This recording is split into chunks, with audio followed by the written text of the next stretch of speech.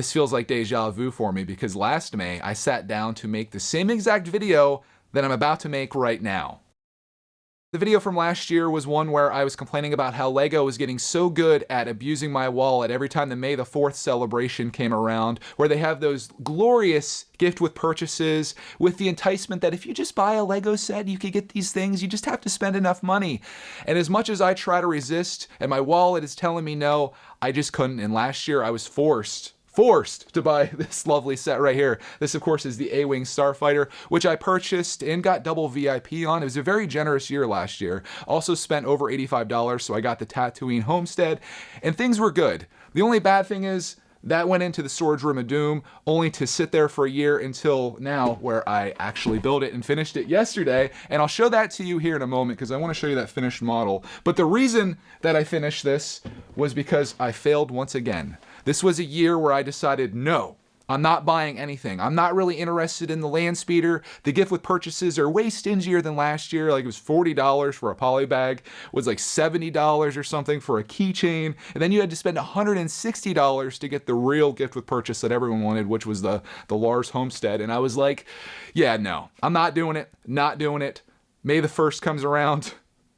I did it. And it was like, it didn't happen instantly. It was one of those things where I saw people in my Discord. Join our membership if you'd like to become one of our Discord members and chat with us there. Ching!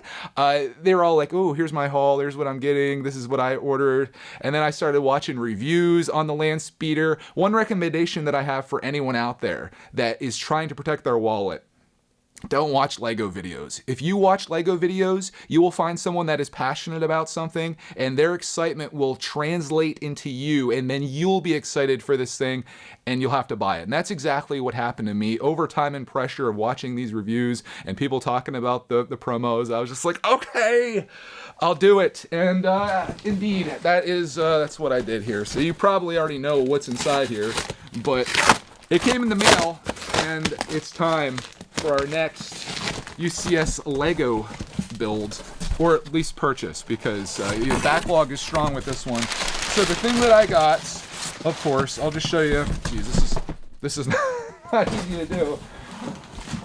I got the land speeder, which comes to me in a very good condition. Doesn't appear to be any issues with the box at all. This was the set that I wasn't supposed to get.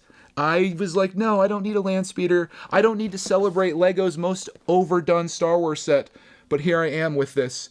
And it's all because they did the same darn thing to me this year that they did last year. And that was gift with purchases. Greg, you need them. I'll start with the one that they should have probably paid me to take. The ATST. This is awful. This is just a garbage build. I'm probably just gonna part this out, actually. We'll get some gray to the collection. This is $40. If you spent $40, you could get a $5 poly bag that's piling up at Walmart that no one is buying. So that was the first one. I do like the tiers, though. I like the fact that you didn't have to spend like a exorbitant amount of money to get something decent, although you sort of did, because the next thing that I got, and again, I think this was like $70. You can correct me if I'm wrong. I know the YouTube commenters, they love to do that, but here's that. Let me show this to you. I saw people opening this and they're like, it doesn't display very well inside there, but this is the Beskar. It's supposed to be Beskar. It's a keychain. Was this really worth it? Probably not. But again, they enticed me in with this, and I was like, okay, I'm getting a big set, so that'll be kind of cool to get that. And I should say, I looked up on eBay too. I'm going to try to put this in here and make it look nice. I looked up on eBay what these promos were going for, because I was like, I almost can't resist, right? Because these things are worth money. This thing was going for like $30 when I looked on May 1st. I don't know what it's going for today, but there it is inside there and looking nice. But $30, I was like, okay, 30 for that. That's pretty good. Again, that other one they'd have to pay you to take.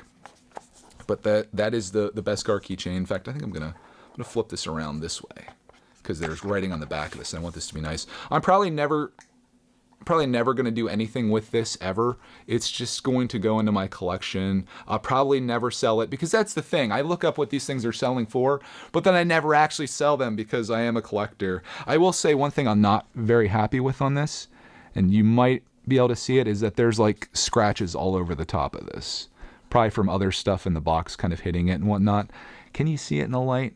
Yeah, you kind of can. Right there, you can see a couple big scratches, but yeah, it kind of sucks. I wish they would have put that in some type of plastic bag or done something with it. But that was number 2. And then last but not least, and this came in good condition as well, this is the Lars Family Homestead Kitchen. And this was for spending $160. It's a nice little set, and this is really what enticed me into spending that much. Like, I was going to just get the helmets. I wanted the Mando helmet. I wanted Luke's helmet. And then, but I need to get to 160, and I didn't have another $40 set because I already bought a bunch of Star Wars stuff earlier this year. I was like, what am I going to get? So I was like, all right, let's get this bad boy. So that's what I did. I got this. I think it's a cute little set. This is going for about $50 on eBay. So that was like the big thing that really convinced me. Not that I needed a much convincing, but this is $50. This is $30, at least as of the time that I purchased these. Could be up higher, could be lower, could be worth a lot more in the future. And I felt like for spending $200 on a set to get what is effectively $85 worth of promos made sense to me. Plus, this is a business expense as well, so you have that calculated in there as well. But I do actually like this. I think it looks pretty cool. I am very curious to see if it's better than the A-Wing, which is, I guess, the whole thing that I'm going to do with this. I'm going to build that up next, and then I'm going to compare the two and see if I like the A-Wing better than Landspeeder, and I can let you know which one I prefer, if you care, which is debatable. But I'm just looking for an angle on this. Like, I'm not going to do a review. In fact, I told you guys I would show you the A-Wing, which I'm going to do. I'm trying to make it a Brickitect video, though. I'm trying to drop stuff back here. I want to show you the A-Wing and what it looks like and compare it to this. But I think the A-Wing actually turned out really nicely. And it was a shame that it sat for a year because it's such a good set. Let's get the lighting on it. What really sold me on this initially was the box. I just thought this looked so gorgeous. Like, of all the sets that have black box art, I know they're trying to do that with like pretty much everything that's 18 plus. This to me looked like something that you would see in like Forza, like as the car spins around with this dramatic lighting on it. It just looks so darn beautiful. In real life, with actual lighting where you're not like photoshopping it or in a studio, it doesn't quite have that drama to it. As you can tell, I have a pretty big light right on top of it here. But this thing is beefy. If you want to see what it looks like with just a standard issue minifig, that's how big this bad boy is. And I had a good time building it. It was somewhat difficult though. Like, I was trying to stream it, which is never a good idea. But the inside of this thing is all Technic. So I'll say that if you're not a Technic enthusiast, you might want to stay away from these UCS sets. This is my first one that I own, and I think it was a good place to start. Especially considering that it's not like $800 like all the other ones are after you let them go for a few years. And that was a whole nother thing. Like, when I built this, let me spin these around too, you can see how those go. That's pretty cool. One thing I will say about this, like my only negative on this whole thing, I like the way it sits there kind of in an angle. That side's looked a little bit higher. The only thing that is working against the A-Wing is the fact that these are a little loose. I know it's kind of bobbing around there because it's on just like a little post, but these are kind of loose on the back here. Not to say that anyone's actually going to be playing with this. You're probably not going to be swooshing this thing around in the air, although I will do that for you right now. It seems like something that needs to be done, so we'll swoosh this bad boy. How's the swoosh factor? Will it fall apart? It won't, but I don't picture anybody like sitting around their room doing this. If you've done this, I love you for that, but most people are going to put this on display. Speaking of display, you can always take that off too. There's a cockpit in there, and it's a beautiful set. So like, building this kind of got me hyped for this as well, and this gave me like a reason to build this, because otherwise it was just sitting in my storage room of doom in the backlog. And it was probably like, I thought about this on yesterday's stream, like, was it a mistake building this? Because some of these sets, like if I never touch this Landspeeder, if I never take that out of the packaging, there's a good chance that thing's going to be worth well more than what I paid for it. I open it up and I build it.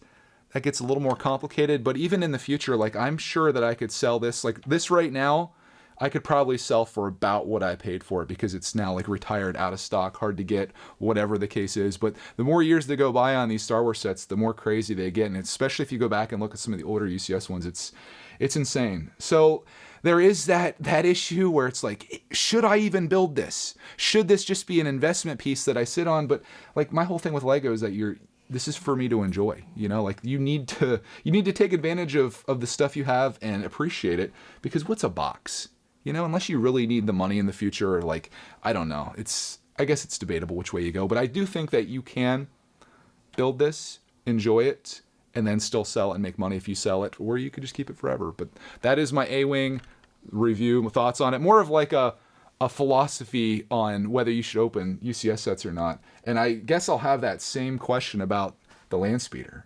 Like, would I be better off just never doing anything with any of these? I spent $200. What if I just put that in the storage room and we just let it ride? I come back 3 years from now, 5 years from now, we sell all these things for $400 or $500, something like that. Could do it. It could be a thing. Or I could build it. I could make videos on it. I could live stream it, do all that stuff. I think that's probably the route that I'd rather take. This is my hobby. This is what I do. This isn't a, well, I guess it is a business. It isn't a job. I guess it is a job. It's also my hobby. And I want to do this. I want to hold this up and swoosh it in front of you. I don't want to have you look at a box 5 years from now and be like, all right, guys, remember that video I made back in 2022 when Lego got me again and they got me again and they got me again? Well, I just sold that and I made $500. It's exciting, right? No, that's not nearly as exciting as having this. So my next objective, find a place to put this. It's getting a little bad. Pretty much everything that I've built recently is now coming onto my table here, and I'm running out of space. So we need more shelves. We need more space. The enemy of every Lego collector: time, money, space, wives. There's 4. So that's my my thing for today. My little video, my haul. I'll probably end up, as much as I don't want to, I'm going to try to put this back on here if I can. As much as I don't want to make this video a year from now, I'm sure I'll see you 1 year from now with whatever UCS set Lego makes next year with all of their promos and all of their keychains and doodads and stuff like that. And I'll be sitting here saying, great, they got me again, guys. They did it to me. So that's my story of trying to resist gift with purchases. Never works for me. I hope you guys enjoyed coming along with me in this haul. If you watched me build this thing, thank you for enduring the struggle. And stay tuned to me building this thing at some point between now and May 4th, 2023. Hope you guys have a glorious rest of your day, and I'll see you in the next video.